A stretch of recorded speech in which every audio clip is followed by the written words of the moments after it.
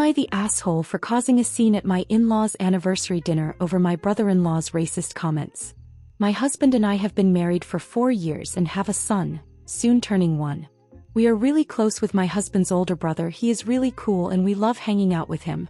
However, I have never really gotten along with his younger brother, let's call him Mark, because among many other reasons he has a tendency of putting out racist, sexist or otherwise inappropriate comments.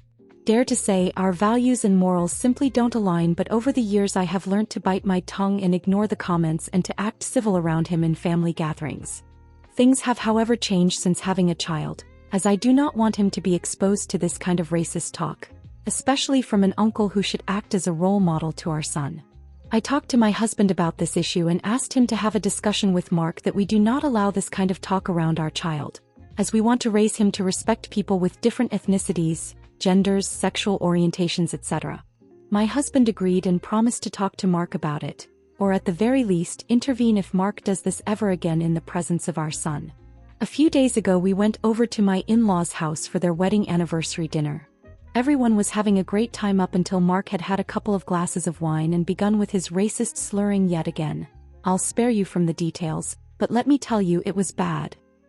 I looked over to my husband, expecting him to do or say something, but he did nothing, just sipping his wine in silence.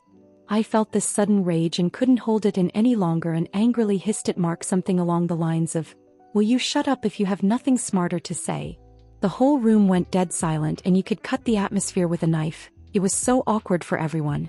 We finished our meal quickly and went home as soon as we could, me still boiling inside from anger over the whole situation and how my husband didn't stand up to me against his brother.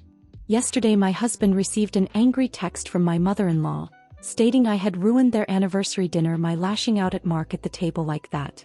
I understand her being upset since the dinner was to celebrate their marriage and the conflict ruined the mood for everyone, and now there is this big drama in the family over what happened.